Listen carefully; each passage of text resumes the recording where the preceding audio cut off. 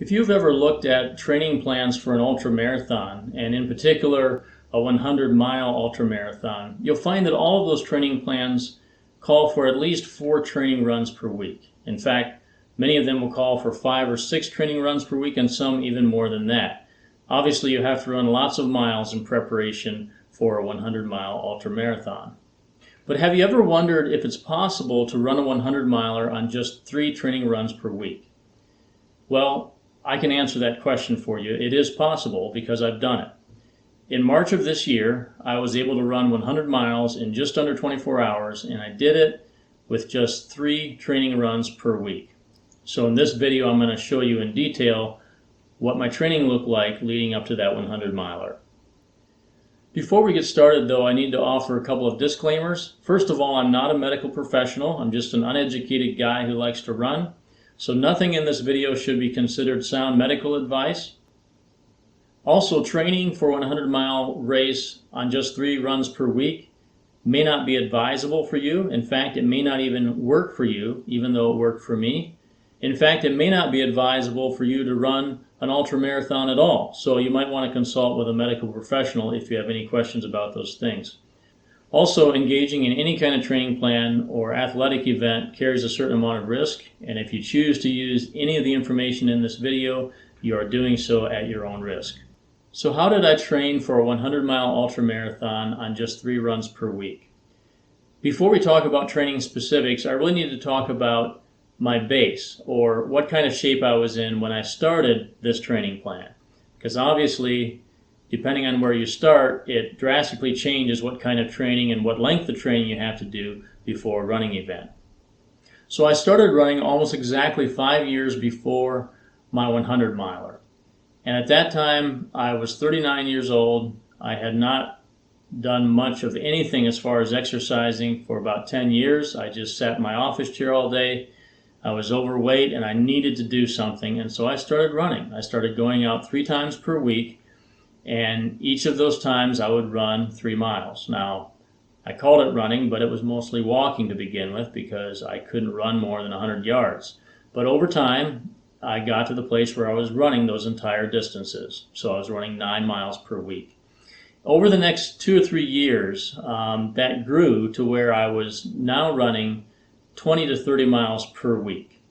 And again, 3 runs per week. Typically, it would be a 5 to 7 mile run on a weekday, and then another 5 to 7 mile run on another weekday, and then on the weekend, I would do a long run of 10 or 15 miles. So it varied somewhat, but typically it was between 20 and 30 miles. And I did that week in and week out for months, even 2 years or so, before I started training for this 100-miler. So my body was totally adapted to running 20 to 30 miles per week. That was no problem. I didn't get sore. I didn't get injured doing that. That was normal for me. So I started my training build-up for this race in December of 2020. And keep in mind that the race was scheduled for March 26th of 2021. And so it was only about a 4-month training build-up. So again, I had that base in place already, but I needed to build more mileage to get ready for this race. So I'm going to show you my actual training calendar for December of 2020. If you notice the first week here, I'm still pretty much at my old schedule, my normal schedule of around 20 to 30 miles per week. I did a couple runs at 6 miles, 5 miles, and then finally a 10-miler on the weekend. So that was normal for me. So the second week of December, I decided I needed to start ramping up, obviously, for the race. So I ran a 15-miler and 2 10-milers to get me to 35. And that was kind of my goal for these weeks, was to get up to 35 miles. So the next week was kind of the same thing, a 10, a 15, and another 10. And again, it was 35 miles. The following week, it was 10 and 12.6 and another 10.5, so it was 33 miles. So that was a 3-week training block. So what I often do is 3 weeks of build-up or higher mileage, and then I scale it back and do a week or so of a little lighter mileage just to allow my body a little bit of time to recover. So that's what I did in the final week of the year. I did 5, 10, and 5 for a total of 20 miles. So I kind of went back to my old schedule. So that's going to take us to January. Now this first line here is the same week we just looked at where I just ran 20.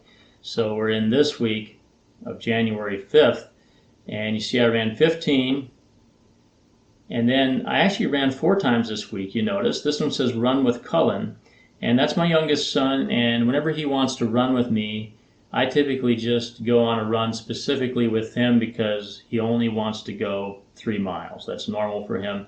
So I just went ahead and ran a 4th time that week. Obviously, I could have just added this 3 miles to one of the other runs, but since he wanted to go with me, I ran 4 times that week, which is kind of an exception. But the total mileage that week was 46.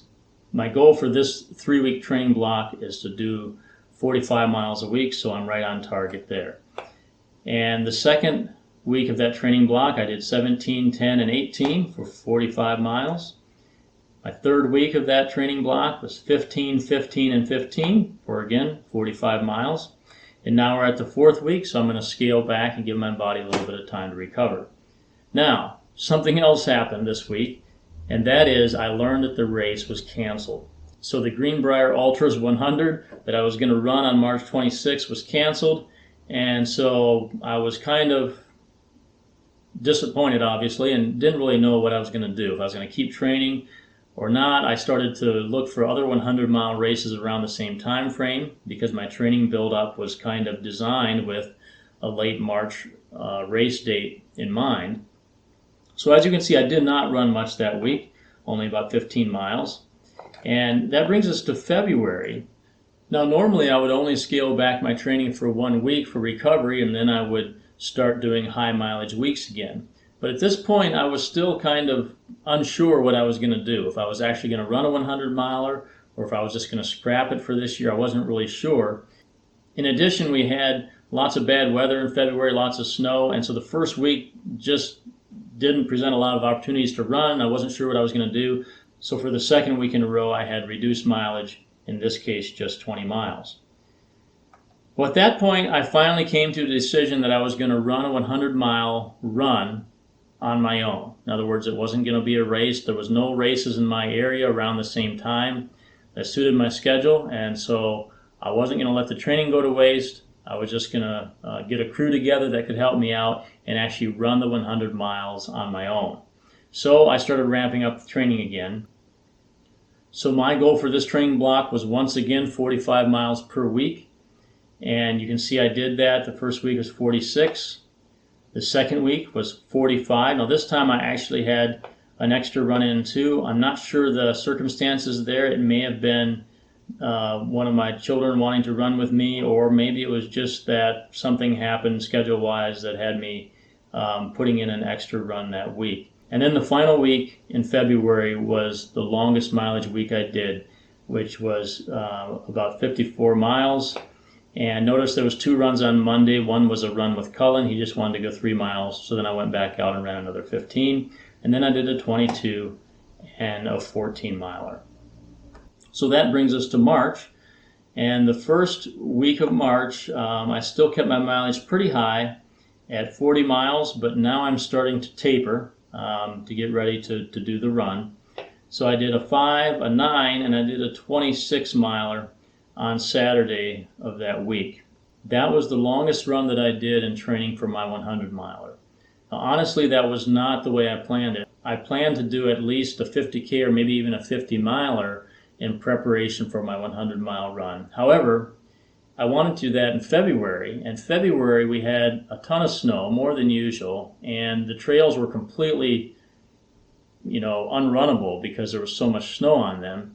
And I didn't want to do that kind of long run on the road because that would tear up my legs and probably set back my training. I'd probably get off schedule when it comes to training. So I really wanted to do my long run on trails, and there were no trails to run on at that point. And so that brought me to March, and I wanted to do a long run, which I did, but I didn't want to go too far because I was only 3 weeks away from my race. So I ran just the marathon distance, and that was my longest run. And then you can see I tapered off even more. Next week, I did only 20 miles, and then I did 13 miles the very last week before my 100 miler. Then finally on March 26th, that was the only time I ran that week, and I went out and ran 100 miles on the C&O Canal towpath. And I actually have created a video about that run, and it's on this channel. I'll link it in the description below, and if you want to kind of see what happened that day, you can watch that video. So hopefully you found this helpful. If you have any questions for me, put those in the comments below and I'll try to answer them. Also, if you have advice for anybody who is expecting to run an ultramarathon, you can put that information in the comments as well. Thanks so much for watching. I'll see you next time.